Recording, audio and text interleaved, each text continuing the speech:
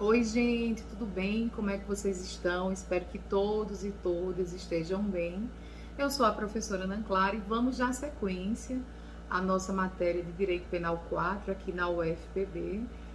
Vamos dar sequência àquele conteúdo que nós vimos na aula anterior, foi síncrona, e nós iniciamos, portanto, o título 11, que seria o último título do nosso Código Penal, se não fosse mais um acréscimo neste ano de 2021 ao próprio Código Penal, que se deu com a revogação da Lei de Segurança Nacional e acrescentou aí mais um título no nosso já longo Código Penal, que traz exatamente dos crimes contra o Estado Democrático.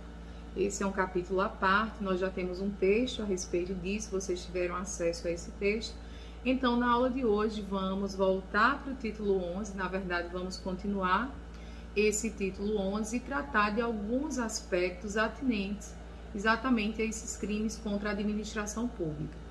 A título de revisão, para que vocês aí esquentem e a gente possa de fato entrar nos crimes em espécie, a partir do artigo 312, eu queria rememorar aqui para vocês, para que a gente possa revisitar alguns temas que nós vimos na aula síncrona. Então, bem de fato, a título de revisitar, a título apenas de relembrar para vocês o que a gente viu, nós falamos na aula anterior do conceito de administração pública e eu destaquei para vocês alguns aspectos que são inerentes a esse conceito que é mais amplo dentro da matéria da dogmática penal, dentro do direito penal, do que, por exemplo, quando vocês estão estudando aí a ideia de administração pública no próprio direito administrativo. Então eu revisei para você, eu mencionei para vocês e agora estou revisando o aspecto objetivo dessa ideia de administração pública, que seria vinculado exatamente às atividades administrativas. O aspecto subjetivo, que se vincula aos entes, às pessoas que compõem a administração pública, e aí vamos focar na administração direta, estados, municípios. Também vamos focar aqui na administração indireta. Podemos pensar na sociedade de economia mista, empresas públicas, autarquias, fundações públicas. Então, tudo isso é protegido pelo título 11, que trata exatamente do bem jurídico à administração pública. Evidentemente, nós não podemos esquecer que ainda nesse título 11 pretende-se proteger os princípios administrativos. E eu vou resumi-los a partir do caput do artigo 37 da Constituição, que a gente traz a legalidade, a impessoalidade, a moralidade, a publicidade, naquela famosa dica do LIMP, né? Que ali compõe os principais que estão ali no caput do artigo 37 da Constituição. Então, não esqueçam que o bem jurídico à administração abarca tudo isso. Portanto, a tutela, a proteção é de fato a respeito de todos esses aspectos vinculados à administração pública. Nós conversamos também, pessoal, sobre o conceito de funcionário público e aí o artigo 327 é muito relevante. Falamos para vocês que os crimes funcionais, os primeiros delitos ali do 312 até o 326, são normas penais em branco, precisam desse complemento normativo que é dado pelo próprio Código Penal. Aí na parte geral nós vimos as classificações. Nós temos então o 327, que traz esse conceito de funcionário público, complementando essas normas penais em branco, que seriam os crimes funcionais.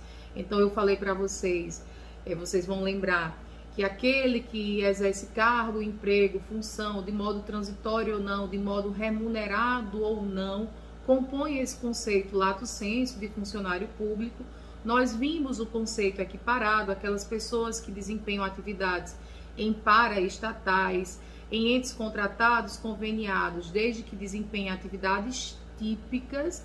Lembram que eu frisei para vocês a importância de que aquele servidor, aquele funcionário esteja no empenho, na atuação, na execução de uma atividade típica, para que seja ali enquadrado nesse conceito por equiparação do parágrafo 1º do artigo 327. Nós vimos mais um pouquinho, vimos que existe uma majorante no próprio artigo 327, que diz respeito ao aumento de 1/3 da pena, portanto é uma causa de aumento específica, prevista no parágrafo 2º, e esse aumento de pena, de modo bem resumido, diz respeito ao funcionário que exerce algum cargo relevante no sentido de comissão, cargo em comissão, direção, assessoramento. Então, pode ser da administração direta, da sociedade de economia mista, no caso aqui, a administração indireta, empresas públicas, e não há menção, e aí foi uma lacuna mesmo do legislador, em relação a esse aumento de pena para as pessoas que trabalham em cargo de comissão, direção e assessoramento nas autarquias. Então, a gente não pode fazer essa extensão, tendo em vista que os outros entes da administração indireta estão presentes. Nós não vamos alargar para autarquias, porque seria uma analogia em malam partem, e vocês sabem que o princípio da legalidade aí é uma pedra importantíssima para a nossa disciplina, o nosso direito penal. Então, não dá, de fato, para fazer esse alargamento. Penso que mencionei com vocês algo sobre os agentes políticos, então, membros do Poder Executivo, Legislativo, Judiciário, MP, Defensoria. Mencionei para vocês o caso do governador Jader Barbalho, e a gente viu que houve, de fato, que são, na verdade, essas pessoas que compõem esses poderes que eu acabei de mencionar e essas entidades que eu mencionei, são sim também funcionários públicos para efeitos penais. Toquei para vocês na questão do princípio da insignificância.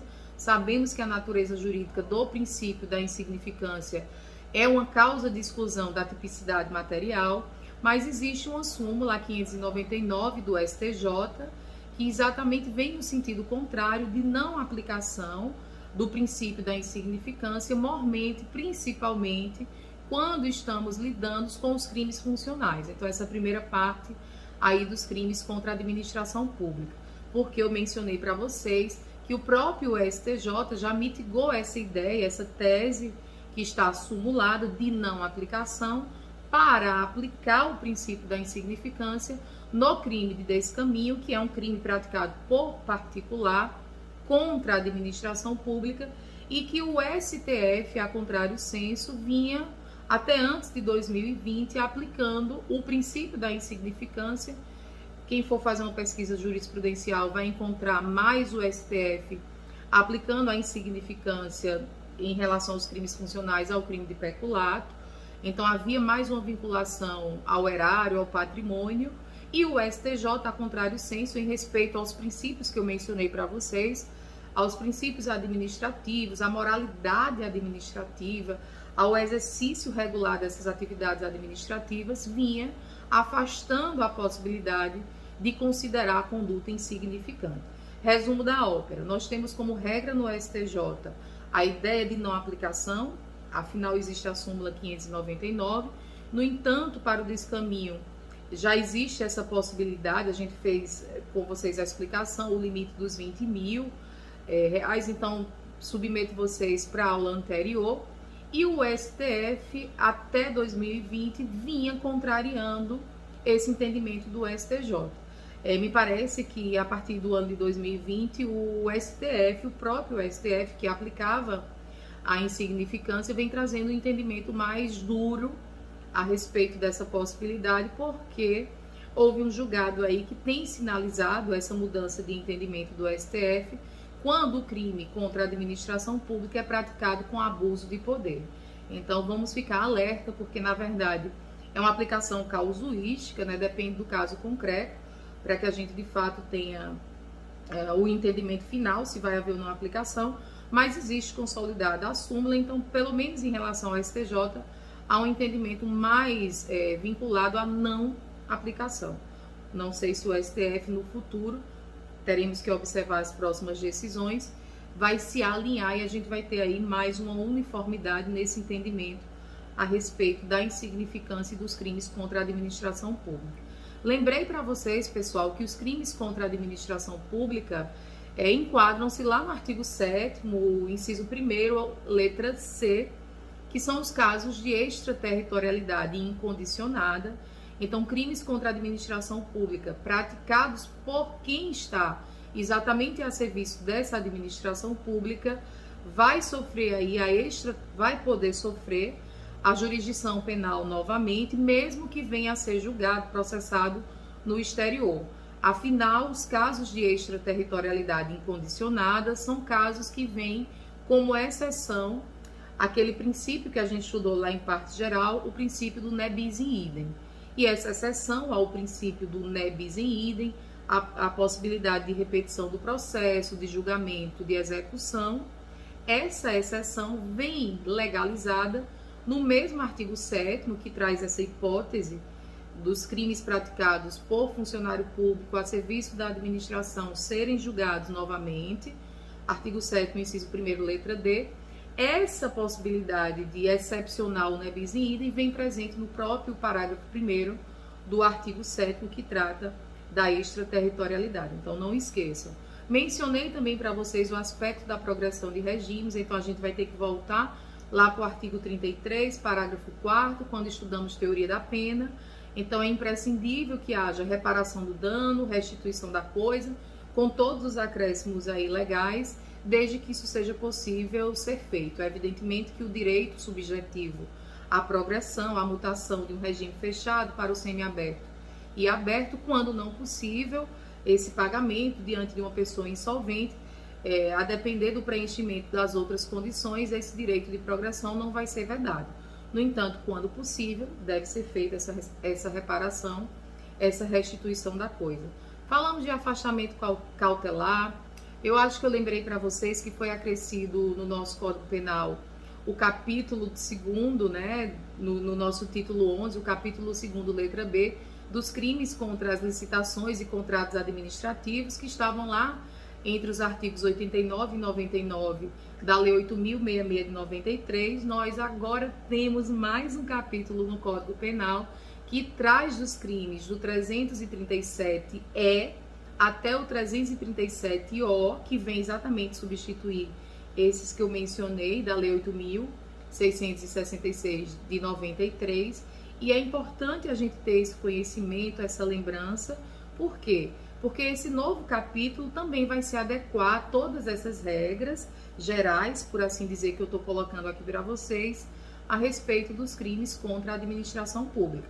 Então, progressão de regimes, a gente vai ter a necessidade da reparação.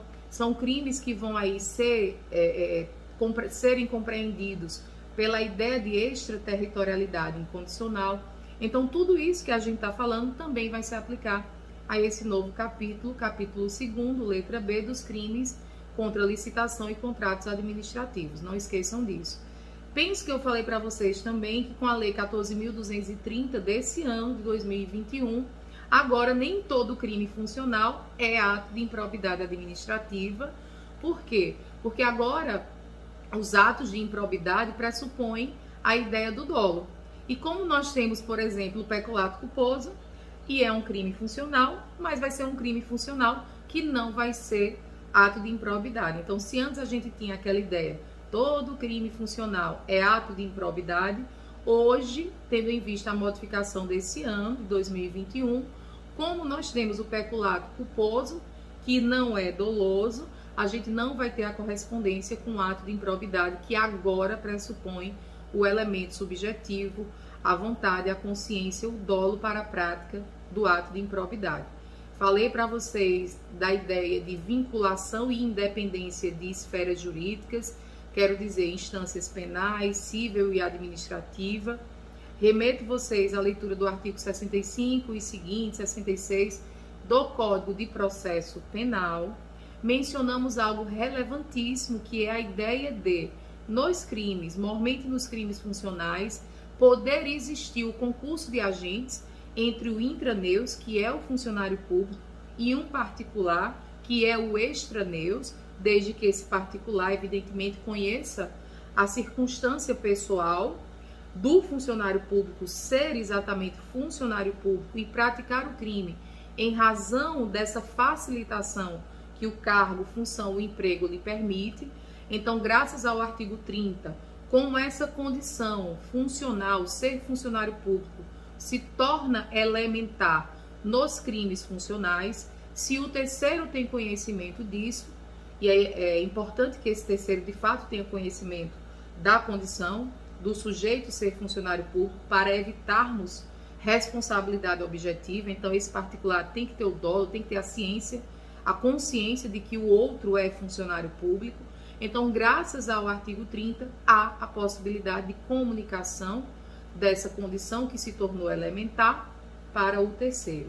Em resumo, é possível haver o concurso de agentes entre o intraneus e o extraneus, entre o funcionário público e o particular. Então, um particular, mesmo não sendo funcionário público, mesmo não tendo, por exemplo, ingressado no concurso, ou mesmo não sendo aquele que está transitoriamente ali, atuando em serviço da administração pública, esse terceiro, mesmo não tendo essa condição, e eu estou sendo bem redundante para que vocês não esqueçam esse aspecto, mesmo que esse terceiro não seja de fato considerado um intraneus, um funcionário público para efeitos penais, se ele tem ciência, se ele colabora, se ele coopera com o intraneus, com o funcionário, e sabe disso, que aquele funcionário é funcionário e está praticando crime em razão da sua função, ele pode aí ser um partícipe ou um coautor do delito, que ambos ali,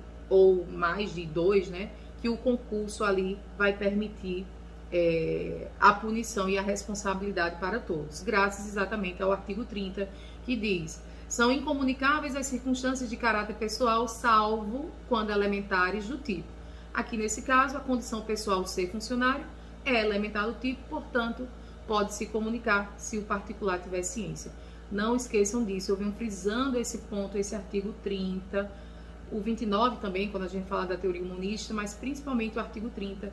Eu penso que eu pego muito no pé de vocês desde lá, desde a matéria de Penal 1, quando a gente estudou concurso de agentes. Então, não esqueçam desse detalhe, dessa possibilidade do particular também ingressar na esfera de responsabilidade dos crimes contra a administração pública quando em concurso com o funcionário público, tá bom?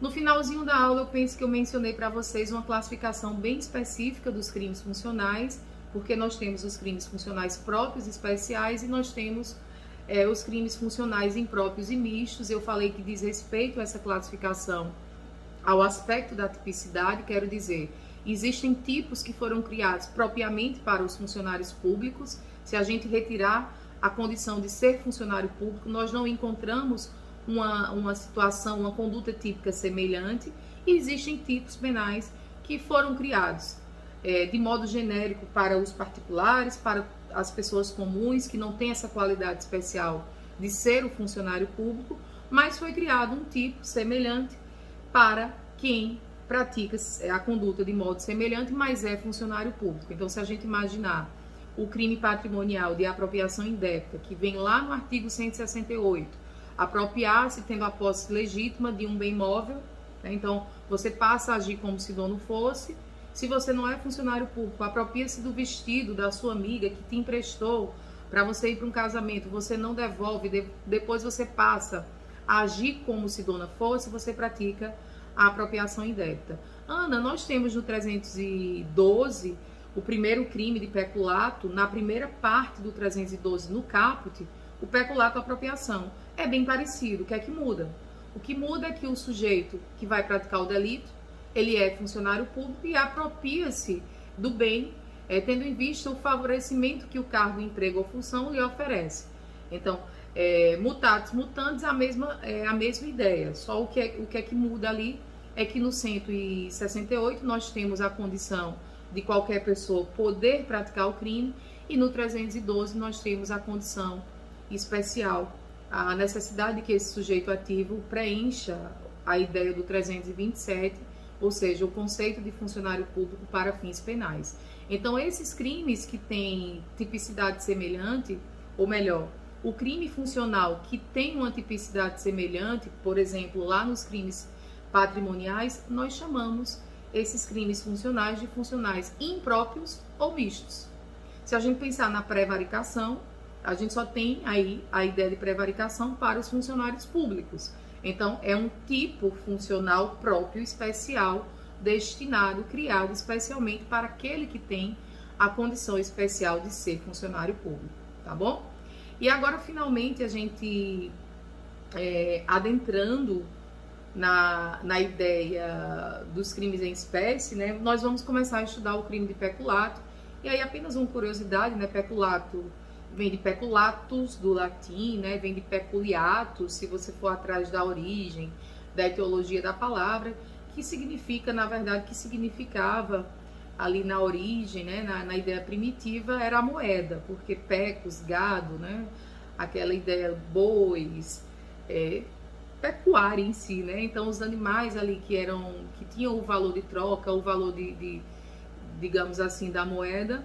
Então, lá no direito romano, quem tem interesse sempre por história do direito penal, etc., existiam algumas subtrações desses, digamos assim, bens pertencentes ao Estado, e já eram, lá no direito romano, já se chamava peculatus, ou de peculatus, que exatamente representava aí essa ideia de lesão, né, desse patrimônio, porque, como eu mencionei, o pecus representava a riqueza, digamos assim, por excelência naquela época. Afora aspectos de curiosidade, agora a gente adentra efetivamente na classificação doutrinária, e aí quem tiver com código é interessante abrir lá no 312, muitas vezes a professora tem um artigo na cabeça, mas é bom que vocês comecem também a ter essa familiaridade com o próprio Código Penal e os artigos que os compõem. Então, dando início efetivamente aos crimes em espécie, nós temos várias espécies de peculato, e antes efetivamente de destrinchar um por um, eu queria que vocês fizessem a anotação de algumas classificações a respeito do crime de peculato, que são classificações feitas pelos teóricos, mas que trazem para a gente uma certa esquematização de cada crime, da sua nomenclatura, do nome iuris, né, de cada crime e da sua disposição topográfica, da sua localização, da sua adequação típica, a questão da tipicidade, que é muito importante na hora do enquadramento mesmo da conduta concreta em relação ao tipo penal. Então, quem está com código deve estar vendo aí no 312 a ideia de os verbos apropriar e desviar. Então, eu posso dizer para vocês que no 312, caput, na primeira parte, nós temos o chamado peculato apropriação. Se vocês forem para a partezinha final, que já fala em desviar, a gente tem exatamente o peculato desvio. Então, peculato apropriação, artigo 312, caput, primeira parte, sem dificuldade, nós estamos apenas esquematizando nomenclatura, topografia. Peculato desvio, artigo 312, caput, segunda parte. Peculato furto, vocês podem dar uma olhadinha logo abaixo no parágrafo 1º, nós temos a ideia de subtrair ou concorrer para que outrem subtraia, então é exatamente o peculato furto, artigo 312, parágrafo 1º. Se vocês seguirem, abaixarem mais um pouquinho a visão, vocês vão se deparar exatamente com o peculato culposo, artigo 312, parágrafo 2º, tem uma pena, quem já está observando, bem menor do que a do caput, né? A do caput é de 2 a 12 anos de reclusão e multa, e o peculato culposo, existe ali uma infração de menor potencial ofensiva, afinal a pena não ultrapassa 2 anos, muito pelo contrário, a pena em abstrato é de detenção de 3 meses a 1 ano, tá? E é um dos poucos crimes, vale a ressalva, como eu já mencionei anteriormente, um dos poucos crimes contra a administração pública que existe na forma culposa. E a gente lembra que o crime culposo, ele existe somente quando a previsão é expressa, há uma ressalvazinha para o crime de receptação, mas não convém aqui adentrar nesse detalhe, mas a regra é que o crime culposo, ele de fato só pode ser punido se há a menção expressa a essa forma culposa, e dentre os crimes contra a administração, dos poucos que existem na modalidade culposa, é o peculato, tá? Uma observação aqui para vocês, nós ainda vamos falar mais à frente do peculato por erro de outrem, que a doutrina também chama de peculato estelionato, que está logo em seguida, no artigo 313, então quem está fazendo as anotações pode puxar uma setinha e também colocar, entre aspas, peculato estelionato, que é o peculato por erro de outrem, e nós vamos estudar ainda também a ideia de inserção de dados falsos ou modificação de verdadeiros ou exclusão de verdadeiros lá no 313A, e vamos também estudar a modificação de software, que estaria lá no 313B, que a doutrina convencionou também chamar exatamente de peculato eletrônico, tá? Mas isso mais à frente, a gente adentra nos detalhes. Então vamos entender, pessoal, o que é o peculato apropriação, que vem disposto no artigo 312, caput, lá na primeira parte. O verbo núcleo é bem tranquilo. Se a gente rememorar as aulas de crimes patrimoniais, vai ficar bem fácil entender o delito. A ideia é apropriar-se exatamente o funcionário público dentro do conceito do 327, e ele vai se apropriar de quê? Qual é o objeto material do crime? Qual é o alvo do crime? Dinheiro, valor ou qualquer outro bem móvel. E aqui é interessante que vocês percebam que pode ser um bem móvel público ou particular. O que importa é que essa apropriação se valha exatamente da condição de ele ter tido a posse legítima em razão do seu cargo, emprego e função, e depois que ele teve exatamente essa posse legítima, ele arbitrariamente passa a se comportar como se dono fosse. No latim tem aquela expressão que nós vimos nos crimes patrimoniais, é o uti dominus, lembram? É o comportamento como se fosse proprietário do bem. Então você teve a posse legítima, lícita do bem, o bem chegou ao seu poder de modo correto, mas depois que você está na posse legítima do bem, você passa a agir como se fosse proprietário. Então ultrapassa a ideia de possuidor e você passa a agir como se dono fosse. Gente, é um crime próprio, evidentemente, nós estamos lidando com crimes funcionais. Ressalvo para que vocês não esqueçam, cabe o concurso com o extraneus, com o particular, evidentemente, desde que este conheça essa condição do funcionário público, de ser funcionário público e de se apropriar de algo em função do cargo. Então, vamos imaginar que eu recebi um determinado computador, eu, enquanto funcionário da UFPB, recebi um determinado computador para utilizar temporariamente em determinada ação, enquanto docente, e depois que eu recebi e utilizei, eu não devolvi.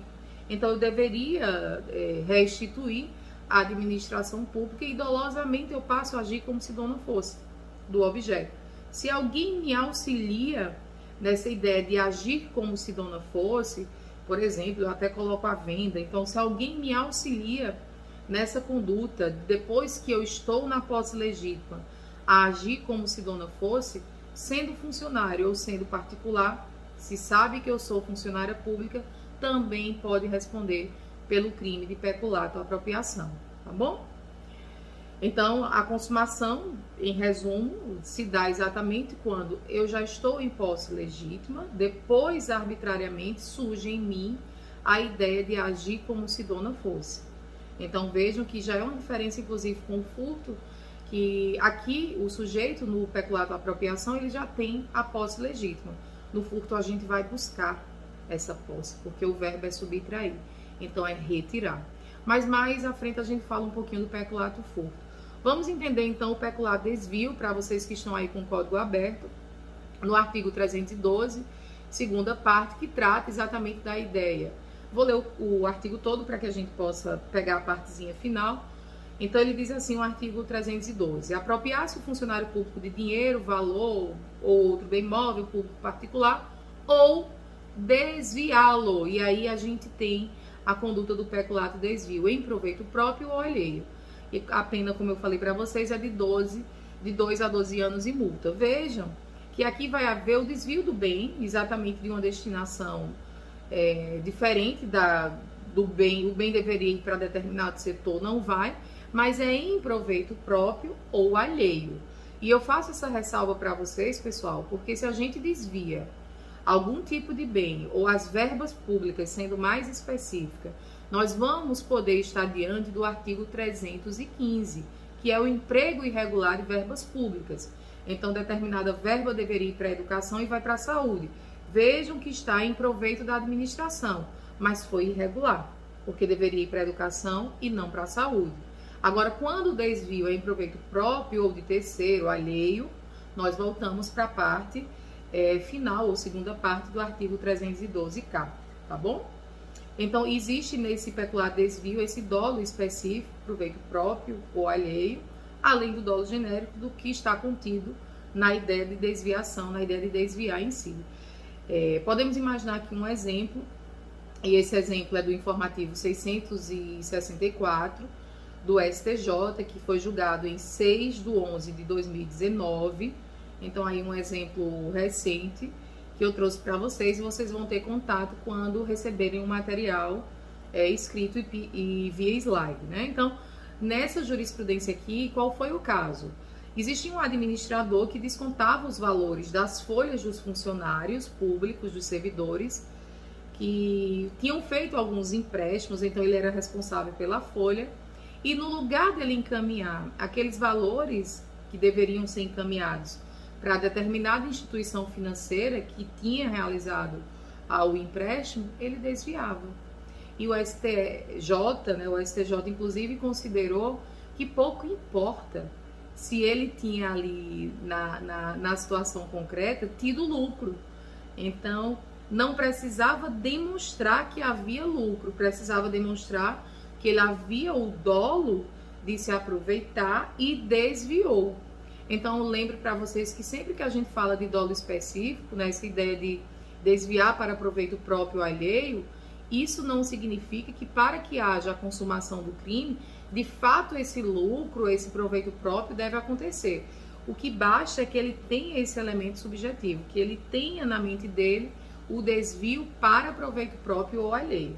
Então, não esqueçam desse detalhe, que muitas vezes a gente tende exatamente a confundir, achando que o crime só vai existir quando há a constatação, a obtenção desse proveito próprio ou alheio, tá bom?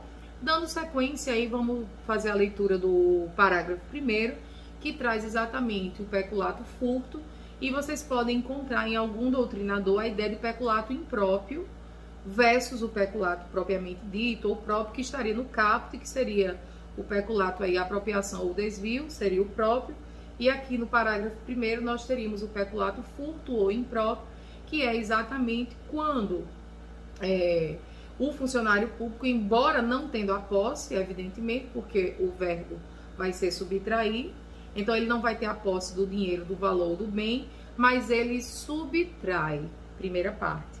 Ou ele concorre para que seja subtraído, então aqui vai ter um concurso necessário de agentes, evidentemente, vai ter o funcionário público e outro que vai subtrair, ele auxilia, ele concorre, ele ajuda, ele interfere na subtração, então ele pode subtrair diretamente, ou ele pode auxiliar, e aí auxiliar no sentido amplo da palavra, ele pode concorrer para que um terceiro subtraia em proveito próprio ou alheio, valendo-se exatamente da condição de ser funcionário público, de ter o cargo, emprego ou função. Então a ideia aqui do peculato furto é, em razão da minha função de professora, eu tenho acesso, por exemplo, ao almoxarifado da universidade. Então, eu posso entrar ali e, por exemplo, subtrair resmas de papel, um toner de impressora. Se alguém me auxilia ou se eu chamo alguém para me auxiliar, e esse alguém, sabendo da minha condição de funcionária pública, me auxilia, por exemplo, alguém fica vigiando, eu fico vigiando e dou a chave da sala que eu tenho acesso, porque eu sou professora da universidade, então o coordenador confiou em mim, me deu a chave da sala, etc.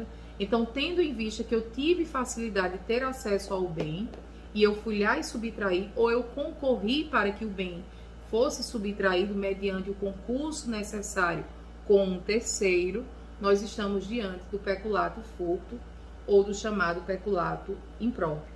Ressalto, o funcionário não tem a posse do bem, ele vai de fato atrás, ele vai ali subtrair, ou nessa segunda parte que eu mencionei aqui para vocês, ele concorre para que o terceiro subtraia, evidentemente ele auxilia esse terceiro, tendo em vista a facilidade que ele tem em razão do cargo, função e emprego para subtrair aquele bem, tá bom? A posição do funcionário público é exatamente, pessoal, o que vai proporcionar, o que vai facilitar, o que vai favorecer a ideia da subtração. Vejam que aqui no artigo a gente tem mais uma vez o elemento subjetivo específico, em proveito próprio ou alheio. Agora, eu tenho o elemento subjetivo, está na minha mente. Não necessariamente o proveito deve acontecer para que o crime exista. O crime pode acontecer mesmo que eu não tenha conseguido obter aquele proveito, mas basta que eu tenha o intuito de obter, tá bom?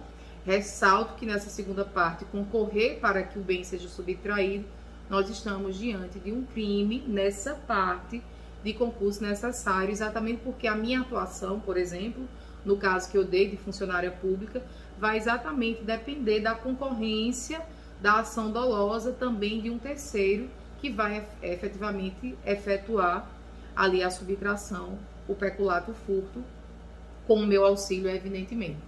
Algumas questões de prova trazem exatamente situações em que pessoas pedem auxílio a amigos, a parentes, a primos, no seguinte sentido: o examinador tende a colocar para a gente a ideia do concurso de agentes com pessoas próximas. Por quê?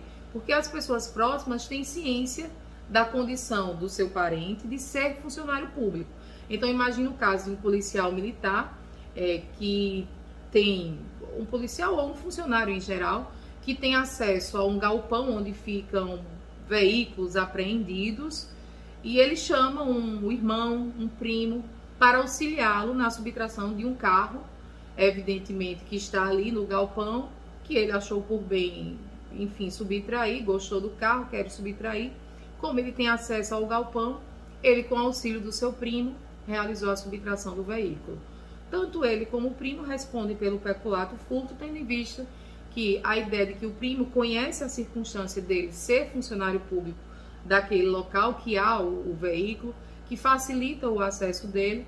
Então, esse primo, esse amigo, consegue também ser responsabilizado pelo delito, porque a circunstância, que nesse caso é elementar do crime, se comunica para esse terceiro, que tem ciência da condição do seu parente de ser funcionário público. Então, vocês vão encontrar muitas questões, né? Esses dias eu estava separando algumas questões exatamente para colocar nos slides de vocês, e eu vi o seguinte caso, né?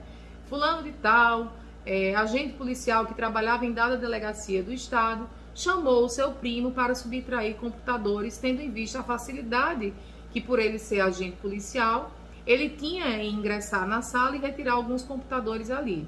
E a questão exatamente trazia: será que o primo responde por furto? Será que o agente policial responde por peculato furto? Será que a gente desmembra as condutas? Não, a gente não desmembra. Exatamente graças ao artigo 30, a condição do agente policial, por ser conhecida pelo seu parente, pelo seu amigo que o auxilia no peculato furto, também responde pela ideia do peculato furto. Então, estou frisando muito aqui essa ideia do concurso de agente nos crimes funcionais do próprio artigo 30, para que vocês, de fato, não errem essa ideia, tá bom? É importante que o terceiro particular, o extraneus, tenha ciência da condição do intraneus, tá? Nós estudamos lá nos crimes patrimoniais, ou então vocês devem ter estudado, a ideia do furto de uso. Será que a gente pode falar em peculato de uso, gente? Como assim, Ana, o peculato de uso? Se o agente, por exemplo, ele subtrai um bem, ele pegou um bem, mas ele tem a intenção de usar e depois de restituir à própria administração pública. Será que a gente tem a caracterização do crime? Será que a gente tem a configuração do crime? Bem, vocês vão encontrar aí principalmente duas correntes, uma pelo sim, uma pelo não. A ideia da corrente que diz que é crime, essa corrente diz que pouco importa a intenção de restituir o bem subtraído, o que importa é a moralidade administrativa. Então ninguém poderia aí apropriar-se, desviar, o que não afastaria o crime. O STF, e aí já adiantando um pouco para a gente não também perder tanto tempo nessas questões menores, o STF considera atípica, com algum detalhe que eu já vou dizer para vocês, a conduta do uso momentâneo, desse uso aí temporário, mas desde que a coisa seja infungível e sem que haja, evidentemente, a intenção, por exemplo, no crime de peculato apropriação, de agir como se dono fosse. Então é importante que não tenha o dolo, é importante que a coisa seja infungível. Evidentemente que a atipicidade da conduta não afasta a possibilidade de um ato de improbidade, de uma punição na esfera administrativa, do sujeito responder um PAD, receber uma advertência, etc. Friso que o próprio STF, em relação a bens fungíveis, um dinheiro, por exemplo, aí ele já não dispensa a tipicidade do peculato, então continua sendo, evidentemente, crime. Dando sequência no 312, ainda no parágrafo 2º, nós temos que crime o peculato culposo. Menção expressa se o funcionário público concorre culposamente para o crime de outrem, a pena de detenção de 3 meses a 1 ano.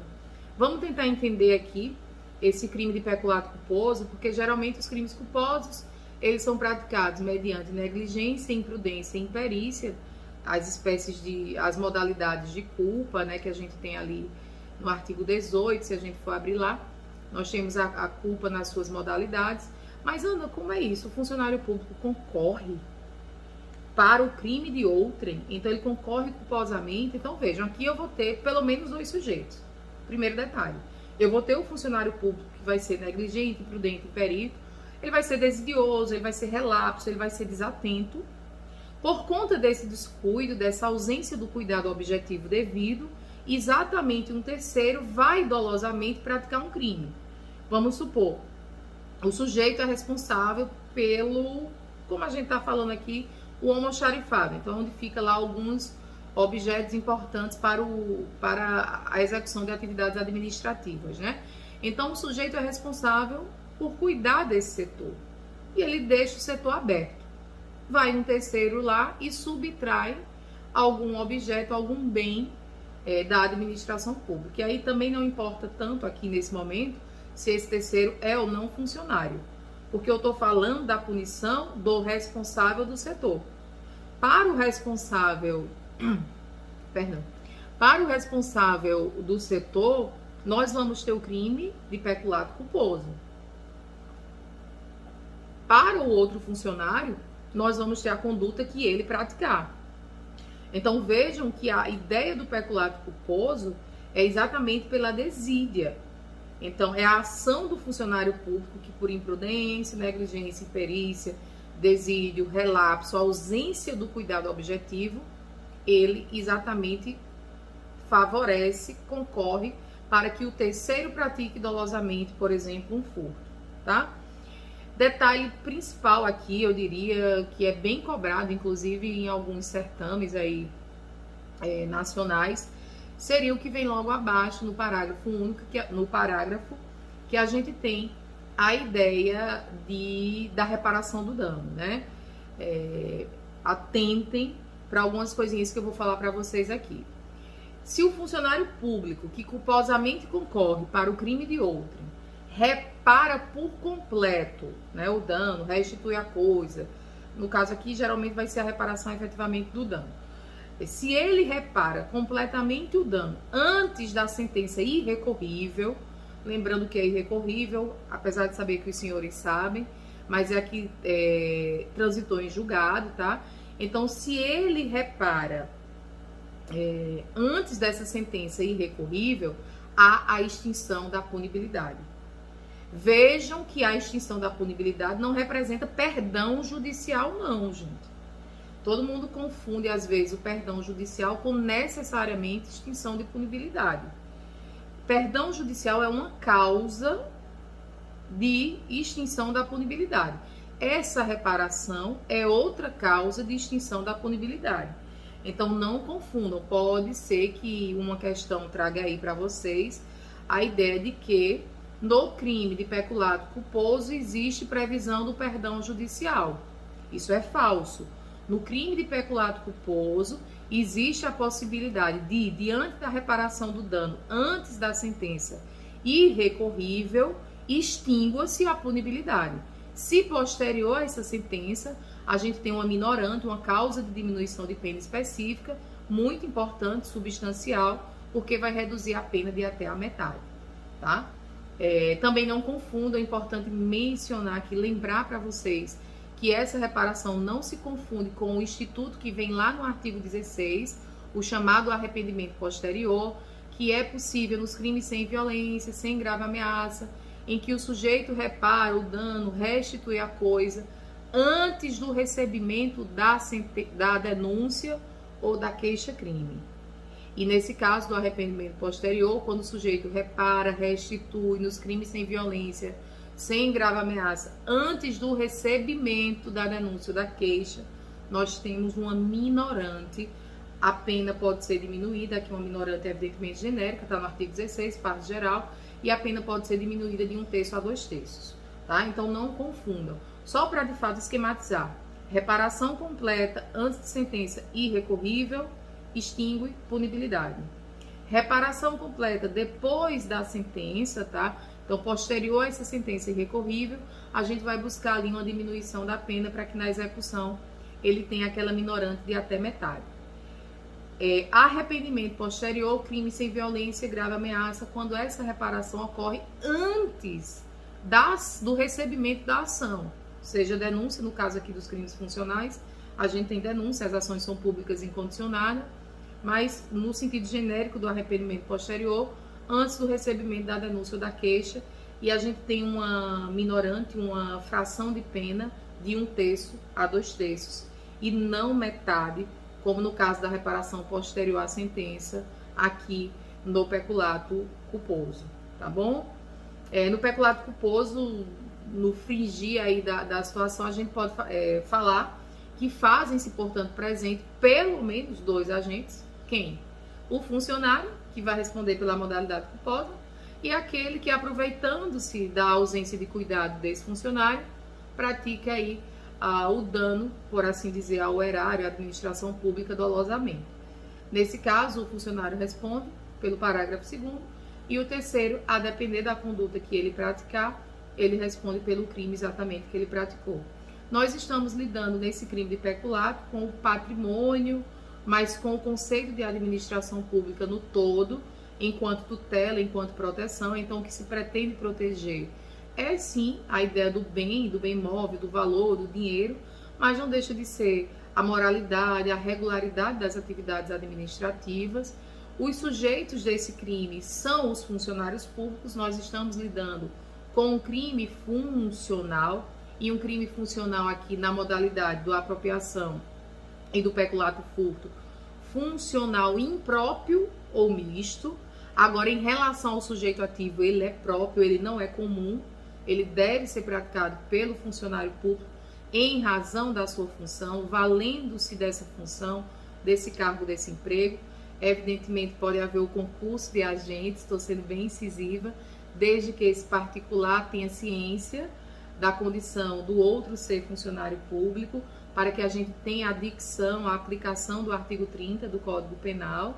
Se o particular não conhecia a qualidade do agente ser funcionário público e concorre nesses crimes, esse terceiro, esse particular, esse extraneus, pode responder pelo crime ali patrimonial de apropriação indébita, de furto, porque ele não conhecia a condição do outro ser funcionário público. Então vejam como é importante essa questão que eu estou frisando aqui para vocês, tá bom? Vítima sempre o Estado, pode ter um particular ali que secundariamente, ou uma vítima, no sentido particular, outro até funcionário público, uma vítima que secundariamente é atingida pela situação gerada, né? Então, a ação penal desse crime é pública e incondicionada. A consumação, como eu mencionei anteriormente, na apropriação se dá exatamente quando, depois da posse, o sujeito passa a agir como se dono fosse.